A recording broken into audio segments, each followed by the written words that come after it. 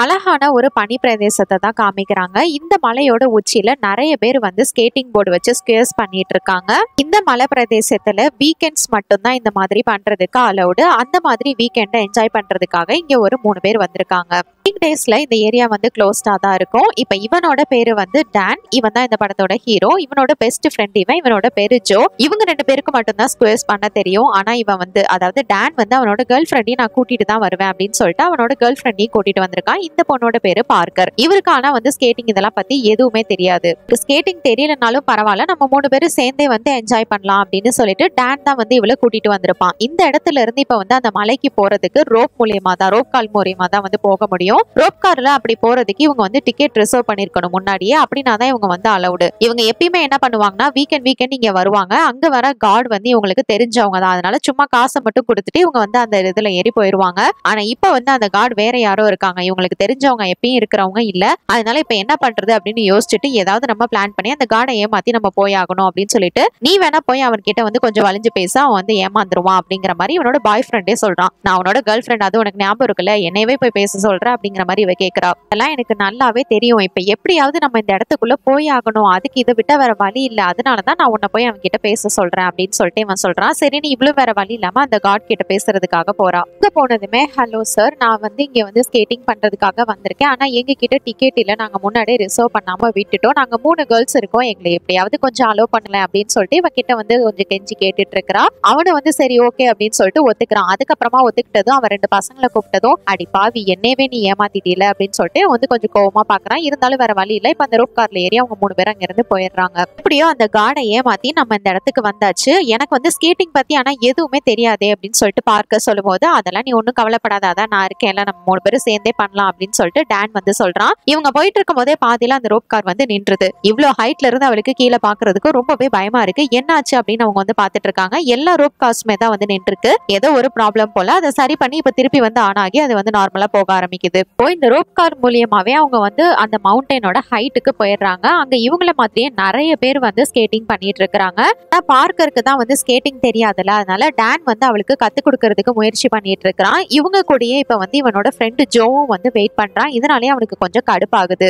இந்த மாதிரி இடத்துக்குலாம் வந்தா அவங்க வந்து ஹைட்ல இருந்து நல்லா சூப்பரா வந்து ஸ்கேட்டிங் பண்ணணும்னு தான் நினைப்பாங்க. இப்படி கூட்டிட்டு வந்து இவனை வந்து நிக்க வச்சுட்டு இந்த மாதிரி பண்ணிட்டு இருக்கிறது அவனுக்கு சுத்தமா பிடிக்கவே இல்லை. இருந்தாலும் இதெல்லாம் டான் வந்து கண்டுக்கல. அவனுக்கு அவனோட கேர்ள் ஃப்ரெண்டு கூட ஸ்கேட்டிங் பண்ணணும் அப்படிங்கறது, அதனால அவ கூட வந்து ஜாலியா என்ஜாய் பண்ணிட்டு இருக்கிறான். இவங்களோட அந்த ஸ்கேட்டிங் எல்லாத்தையும் முடிச்சுட்டு அங்க பக்கத்துல இருக்கிற ரெசார்ட்ல இவங்க தங்கி இருக்கிறாங்க. சாப்பிட்டுட்டு இருக்கும் போது நம்ம ஜோ வந்து இந்த மாதிரி நீ பண்றது சுத்தமா நல்லா இல்ல, அவளுக்கு ஸ்கேட்டிங் பத்தி எதுவுமே தெரியல, அவளை கூட்டிட்டு வந்துட்டு நீ என்னையும் என்ஜாய் பண்ண விடாம வந்து பண்ற அப்படிங்கிற மாதிரி பேசிட்டு இருக்கும் போது கரெக்டா பார்க்கறோம் அந்த இடத்துக்கு வந்துடுறா. நீங்க பேசிட்டு இருந்ததெல்லாம் கரெக்ட் தான், எனக்கு அதை பத்தி எதுவும் தெரியாது, நான் நாளைக்கெல்லாம் உங்க கூட வரமாட்டேன், நீங்க கண்டிப்பா நீங்களே போய் என்ஜாய் பண்ணிட்டு வாங்க, நான் என்னோட ரூம்ல இருந்துக்கிறேன் அப்படின்னு சொல்லிட்டு இவ சொல்லிடுறா. இந்த மாதிரி சொல்றதை கேட்டு டானால வந்து ஏத்துக்க முடியல. அதெல்லாம் ஒன்னும் பிரச்சனை இல்லை, நம்ம 3 பேரும் சேர்ந்தே வந்து ஸ்கேட்டிங் பண்ணலாம், நம்ம இப்பவே போலாம் அப்படின்னு சொல்லிட்டு இந்த நைட் டைமிங்ல இவங்க 3 பேரும் வந்து ஸ்கேட்டிங் பண்றதுக்காக போறாங்க. இந்த மாதிரி நைட் நேரத்துல அதுவும் இந்த பனி பிரதேசத்துல யாருமே வந்து போயிட்டு ஸ்கேட்டிங் பண்ண மாட்டாங்க. எல்லாருமே அவங்கவுங்க ஸ்கேட்டிங்கை முடிச்சுட்டு ரிட்டர்ன் வந்துட்டு இருக்காங்க. ஆனா இவங்க 3 பேர் மட்டும் இப்பதான் ஸ்கேட்டிங் பண்றதுக்காக போறாங்க. இது ரொம்பவே அட்வென்ச்சர்ஸா இருக்க போகுது அப்படின்னு சொல்லிட்டு இவங்க ஆசைப்பட்டு அதுக்கு வந்து போறாங்க. இருந்து மவுண்டன் ஹைக்கு போகணும் அப்படின்னா ரோப் கார் மூலியமா தான் போயாகணும். இப்பயும் அதே கார்டு தான் இருக்காரு. வாங்கடா நீங்களா காலையில என்னை ஏமாத்திட்டு போனீங்கல்ல அப்படின்னு சொல்லிட்டு பயங்கர கடுப்பா இருக்காரு. இப்ப அதுக்கு என்ன பண்ண சொல்ற, நாங்க தான் உனக்கு காசு கொடுத்துட்டோம்ல அப்படிங்கிற மாதிரி டான் வந்து கோவப்படுறான். உனக்கு நாங்க நிறைய தான் காசு கொடுத்தோம், ஒழுங்கா நாங்க இப்ப போறதுக்கு அலோ பண்ணு அப்படிங்கிற மாதிரி இவன் கேட்க, எனக்கு ஒண்ணு இதுல எல்லாம் பிரச்சனை கிடையாது, இப்ப வந்து கிளைமேட் சரி கிடையாது, இந்த குளிர்ல போயிட்டு நீங்க ஸ்கேட்டிங் பண்ண போறீங்களா, அதுவும் இப்ப புயல் வேற வரப்போறதா சொல்லியிருக்காங்க, அது உங்களுக்கு சேஃப்டி இல்ல அப்படின்னு வந்து இந்த கார்டு வந்து சொல்றான். ஆனா அதை பத்தி எல்லாம் உங்களுக்கு வந்து கவலை இல்ல, அதெல்லாம் எங்களுக்கு தெரியாது, நாங்க இப்ப போய் ஆகணும், நீ அதை மட்டும் செய் அப்படிங்கிற மாதிரி இவங்க வந்து கொஞ்சம் ரூடா தான் பிஹேவ் பண்றாங்க. எனக்கு என்ன, உங்க சேஃப்டிக்காக தான் சொன்னேன், எனக்கு என்னப்பா அப்படின்னு சொல்லிட்டு இவங்க 3 பேருமே ரோப் கார்ல இவர் அனுப்பி வைக்கிறாரு. 3 பேரும் ரொம்பவே சந்தோஷமா இந்த நைட் நேரத்துல வரப்போற ஆபத்தெல்லாம் தெரியாம ஏரியா அதுல கிளம்புறாங்க. உள்ள பாக்குறதுக்கே இந்த இடம் அவ்வளவு பயங்கரமா இருக்கும். இப்ப நைட்டு சொல்லவா வேணும், இப்ப இவரோட ஷிஃப்ட் வேற முடியுது, வேற ஒரு ஆள் வந்து வேலைக்கு வந்துடுறாரு. அப்படி வரும்போது அவர் வந்து நான் இதெல்லாத்தையும் ஷட் டவுன் பண்ணிட்டுமா அப்படிங்கிற மாதிரி கேட்கிறாரு. இல்ல ஷட் டவுன் பண்ணிடாத, இன்னும் ஒரு 3 பேர் வந்து ரிட்டர்ன் வர வேண்டியது இருக்கு, அவங்க வந்ததுக்கு அப்புறம் ஷட் டவுன் பண்ணுன்னு சொல்லிட்டு இவர் அவசரமா அங்கிருந்து கிளம்பி போறாரு. இருக்கு இப்பயும் மேல இருந்து கீழே அந்த ஹைட் பாக்குறதுக்கு ரொம்பவே பயமா தான் இருக்கு. இந்த மாதிரி டைமிங்ல கரெக்டா ஒரு 3 பேர் இதுக்கு முன்னாடி ஸ்கேட்டிங் பண்ணிட்டு இருந்திருப்பாங்க, அவங்க வந்து கீழே வந்துடுறாங்க. இவங்கள பார்த்து இந்த கார்டு வந்து வந்து என்ன நினைக்கிறாரு, இதுக்கு முன்னாடி சொல்லிட்டு போன கார்டு வந்து ஒரு 3 பேர் ஸ்கேட்டிங்க்கு போயிருக்காங்க, அவங்க வந்தது நீ ஷட் டவுன் பண்ணு அப்படின்னு சொல்லியிருப்பாரு. சோ இவங்க 3 பேர் தான் அது அப்படின்னு நினைச்சிட்டு இவர் என்ன பண்றாருன்னா இந்த மிஷினை வந்து ஷட் டவுன் பண்றாரு. மாதிரி இவர் ஷட் டவுன் பண்ணதுமே இவங்களோட ரோப் கார் பாதியில நின்று போயிருது. இவங்க காலையில போயிட்டு இருக்கும் போது இதே மாதிரி தான் ஸ்டாப் ஆயிருக்கும்ல, சோ அதே மாதிரி ஏதாவது ஒரு ப்ராப்ளமா இருக்கும் அப்படின்னு நினைச்சிட்டு இவங்க 3 பேரும் இதுல வெயிட் பண்ணிட்டு இருக்காங்க. இருக்க குளிர் வேற இந்த இடத்துல அதிகமாக ஆரம்பிக்குது. இன்னும் எவ்வளவு நேரம் தான் இப்படி இருக்க போறோம், எதுவும் ப்ராப்ளமா அப்படின்னு சொல்லிட்டு இவங்களுக்குள்ள பேசிக்கிறாங்க. அதெல்லாம் ஒண்ணும் இல்ல, இப்ப சரி பண்ணிடுவாங்க அப்படின்னு சொல்லிட்டு இவங்க 3 பேரும் என்ன நடக்குதுன்னு தெரியாம இதே இடத்துல வெயிட் பண்ணிட்டு இருக்காங்க. அப்பதான் அவ வந்து பாக்குறா பார்க்கரு, இந்த இடம் மட்டும் அவ ரோப் கார் மட்டும் இல்ல, சுத்தி இருக்கிற லைட்ஸ் எல்லாமே வந்து ஆஃப் ஆகுது. அதை வந்து இவங்க பாக்குறாங்க. பார்த்ததுமே பார்க்கருக்கு கொஞ்சம் பயமாகுது. ஒருவேளை நம்ம வந்த இடத்துல வந்து ஷட் டவுன் பண்ணிட்டாங்களா அப்படின்னு சொல்லிட்டு அவ வந்து பயப்பட ஆரம்பிக்கிறா. அதெல்லாம் ஒண்ணும் இருக்காது, நீ கொஞ்சம் அமைதியாரு அப்படின்ற மாதிரி இவங்க வந்து அவளை காம் பண்றாங்க. ஆனா அதுதான் உண்மை. இவளுக்கு என்ன டவுட் அப்படின்னா இது வந்து வீக்கெண்ட்ஸ் மட்டும் தான் இது வந்து ஓப்பன்ல இருக்கும். அதுவும் இன்னைக்கு சண்டே வேற. சோ சண்டே நைட் இதை வந்து ஷட் டவுன் பண்ணிட்டாங்க அப்படின்னா நிச்சயமா இங்க இருந்து நம்ம திருப்பி போறதுக்கு வந்து 5 days ஆகிரும். அடுத்த வீக்கெண்ட் தான், அது வரைக்கும் இந்த குளிரில் நம்ம என்ன செய்ய போறோம் அப்படின்னு சொல்லிட்டு இவ வந்து பயப்பட ஆரம்பிக்கிறா. இவ்வளவு புலம்பும் போதும் கூட அந்த டானும் ஜோவும் இருந்துட்டு இதை வந்து நம்பாம அப்படிலாம் ஒண்ணும் இருக்காது, ஏதாவது ப்ராப்ளமா தான் இருக்கும், நிச்சயமா இது வந்து சரி பண்ணிடுவாங்க, நீ கொஞ்ச நேரம் அமைதியாரு அப்படின்னு சொல்லிட்டு அவளை தான் சமாதானப்படுத்துறாங்க. இப்படியே வந்து நேரம் போய்கிட்டே இருக்கு. நேரம் போக போக இவங்க 2 பேத்துக்கும் அதே பயம் வர ஆரம்பிக்குது. உண்மையிலே அந்த மாதிரி ஷட் டவுன் தான் பண்ணிட்டாங்களா அப்படின்னு சொல்லிட்டு இந்த இடத்துல குளிர் வேற அதிகமா ஆக ஆரம்பிக்குது. இந்த இடத்துல அவங்களால இருக்க முடியல. குளிர்ல இந்த பார்க்கருக்கு வேற ரெஸ்ட் ரூம் வர மாதிரி இருக்கு அப்படின்னு வந்து சொல்றா. ஒன்னும் பிரச்சனை இல்லை, நம்ம ஹைட்ல இருக்கோம், இங்க யாரும் கிடையாது, நான் மட்டும் தானே, அதனால நான் வந்து கண்ணை மூடிக்கிறேன் அப்படின்னு சொல்லிட்டு அவன் வந்து சொல்றான். இல்ல இன்னும் கொஞ்ச நேரம் நான் வந்து கண்ட்ரோல் பண்ணிக்கிறேன் அப்படின்னு சொல்லிட்டு இன்னும் கொஞ்ச நேரம் அப்படியே வந்து இந்த குளிர்ல அவங்களோட டைம் போய்கிட்டே இருக்குது. இங்க கிளம்பி வரும்போதே அந்த கார்டு வந்து சொல்லியிருப்பான், இன்னும் கொஞ்ச நேரத்துல புயல் வரப்போகுது, அதனால நீங்க போறது சேஃப் இல்ல அப்படின்னு சொல்லிட்டு அவரு சொன்ன மாதிரி அந்த இடத்துல வந்து புயல் வர ஆரம்பிச்சிருச்சு. அதுவும் பனி புயல். இவங்க போட்டிருக்கிற ட்ரெஸ், ஜாக்கெட் இதெல்லாம் வந்து பத்தல. அவங்களோட குளிருக்கு வந்து அது எதமாவே இல்லை. இந்த இடத்துல அவங்களால சர்வே பண்ணுறது கஷ்டம் தான். அப்ப கீழே ஏதோ ஒரு லைட் தெரியுது, அப்ப ஏதோ ஒரு வெஹிக்கிள் வந்திருக்கு, நம்மளை காப்பாத்த தான் வராங்க அப்படின்னு சொல்லிட்டு இவங்க மேல இருந்து கத்திக்கிட்டு இருக்காங்க. கடைசியில பார்த்தா அது வந்து அந்த ஸ்னோ எல்லாத்தையும் கிளீன் பண்ணும்ல அந்த வண்டி. எந்த வண்டியா இருந்தா என்ன, எப்படியாவது நம்மள காப்பாத்திடுவாங்க அப்படின்னு சொல்லிட்டு இவங்க 3 பேரும் அந்த ஹைட்ல இருந்து பயங்கரமா தொண்டை கிளியே கத்திட்டு இருக்காங்க ஹெல்ப் கேட்டு. ஆனா இந்த உள்ள இருக்கிறவருக்கு ஒரு சவுண்ட் கூட கேட்காது. ஏன்னா இந்த வண்டி எப்படி இருக்கும் அப்படின்னா இந்த ஸ்லோல வந்து கிளீன் பண்ணணும் அப்படின்னா அதுக்கேற்ற மாதிரி தான் அதை வந்து ரெடி பண்ணிருப்பாங்க. சோ ஒரு சின்ன பனி இது கூட உள்ள போயிடக்கூடாதுன்றதுனால அதை ஃபுல்லா கவர் பண்ணிருப்பாங்க. அது இவருக்கு வேற வந்துட்டு இருக்கும் போதே பாதியில இங்க வந்து பனி ஓவரா இருக்கிறதுனால இப்போ கிளீன் பண்ண வேணா, திருப்பி வந்துருங்கன்ற மாதிரி மெசேஜ் வந்துருது. அதனால அவர் வந்து கரெக்டா ரிட்டர்ன் போறாரு. இவங்க எப்படியாவது அவரை வந்து டைவர்ட் பண்ணி பார்க்கவாது வச்சிடலாம். அவங்க காலில் இருக்கிற அந்த ஸ்கேட்டிங் வந்து கீழே போடுறாங்க போர்ட, அதை கூட அவர் பார்க்கல. இப்ப அந்த வண்டி போயிடுச்சு, உங்களுக்கு வேற வழி இல்லாம இங்கே தான் உட்கார்ந்து இருக்காங்க. இருக்க குளிரும் வந்து அதிகமாயிட்டு தான் இருக்குது. இந்த குளிர் தாங்க முடியாம பார்க்கற என்ன பண்றா அப்படின்னா அவருக்கு ஆல்ரெடி வந்து சிகரெட் பிடிக்கிற பழக்கம் இருக்கும். அதனால அவளோட கையில இருக்கிற கிளவுஸை கழட்டி சிகரெட் பிடிக்கலாம்னு ட்ரை பண்ணும்போது அந்த கிளவுஸும் இப்ப கீழே விழுந்துருது. அவ்வளவுதான். இருக்கிற குளிர்ல இது வேற. ஏன்னா முதல்ல வந்து காதையும் கையையும் தான் வந்து க்ளோஸ் பண்ணிருப்பாங்க. இப்ப அந்த கிளவுஸே இல்ல. நீ ஒன்னும் கவலைப்படாத, நான் அட்லீஸ்ட் கீழே குதிச்சாவது யாரையாவது போய் ஹெல்ப்புக்கு கூட்டிட்டு வரேன் அப்படின்னு சொல்லிட்டு டான் வந்து சொல்றான். இப்ப ஜோ வந்து என்ன சொல்றான்னா அப்படிலாம் குதிக்காத, நிச்சயமா உனக்கு ஏதாவது அடிபட்டுரும், அதுவும் இந்த பனியில போயிட்டு நீ என்ன பண்ணுவ அப்படின்னு வந்து கேட்கும்போது இல்ல நான் கண்டிப்பா கீழே குதிச்சு அங்க இருந்து யாராவது ஹெல்ப்புக்கு கூட்டிட்டு வரேன் அப்படின்னு சொல்றான். அப்ப பார்க்கரும் இல்ல வேணாம் உனக்கு ஏதாவது அடிபட்டுரும் அப்படின்னு சொல்லும் போது அப்படிலாம் பெருசா ஒன்னும் அடிபடாது, இது மணல் மாதிரி தான், அதனால குதிச்சாலும் பெருசா ஒன்னும் அடிபடாது, சோ நான் கண்டிப்பா உங்களை காப்பாத்துறதுக்காக போய் யாரையாவது கூட்டிட்டு வரேன் அப்படின்னு வந்து இவங்க சொல்றதை மீறி அவன் வந்து கீழே குதிக்கிறான். அப்படி அவன் மேல இருந்து கீழே குதிச்சதுமே முதல்ல வந்து ஒரு 2 நிமிஷம் அப்படியே ஃப்ரீஸ் ஆகி அமைதியா உட்காந்துருக்கான். என்னடா ஆச்சு இவன் இப்படியே உட்காந்துருக்கான் அப்படின்னு பார்த்தா அவ்வளவு தூரத்துல இருந்து அவன் கீழே இந்த பனியில குதிச்சதுனால அவளோட முட்டி எலும்பு 2மே வந்து அப்படியே வெளியில வந்துருச்சு. இதை பார்த்துட்டு இவங்க 2 பேருக்கு என்ன பண்றதுன்னே புரியல. அவனாலையும் கீழே இருந்து 1 இன்ச் கூட நகர முடியல.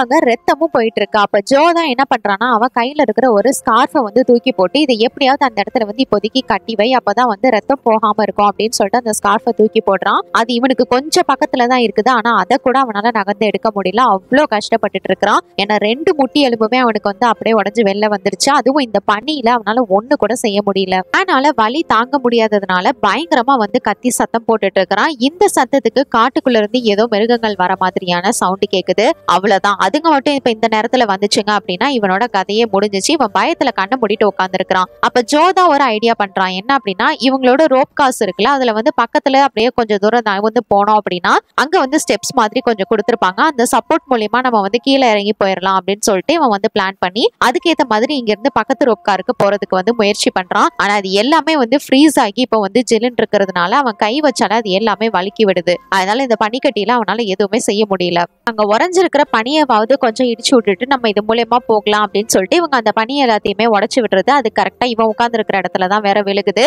இவனால அந்த இடத்துல இருந்து நகர்ந்து கூட உட்கார முடியல. திடீர்னு ஒரு வழியா அந்த பனிக்கட்டி எல்லாத்தையுமே இவங்க வந்து தள்ளி விட்டுட்டு அந்த ரோப் கார் மூலமா பக்கத்துல இருக்கிற இதுக்கு போகலாம் அப்படின்னு வந்து இவன் மூவ் பண்ண ட்ரை பண்றான். ஆனா அது ரொம்பவே கஷ்டமா இருக்கு. அந்த சான்ஸ்ல அந்த சின்ன கேப்ல டேம சுத்தி அந்த இடத்துல நிறைய ஓநாய்கள் வந்துருது. அதுவும் இவன் வந்து ரத்த அடிபட்டிருக்கிறதுக்கு அதுக்கும் அந்த வாடைக்கு அதுக்கும் நிறைய ஓநாய்கள் அவனை சுத்து போட்டா அவங்க கண்ணு முன்னாடியே அவனை கடிச்சு கொதறிட்டு இருக்குங்க. ஆனா அவங்க ரெண்டு பேராலையும் எதுவுமே செய்ய முடியல. தன்னோட ஃப்ரெண்டும் இவனோட பாய் ஃப்ரெண்டும் இந்த மாதிரி வந்து இவங்க கண் முன்னாடியே இறந்து போறது நினைச்சு அவங்க ரொம்பவே ஃபீல் பண்ணிட்டு இருக்காங்க.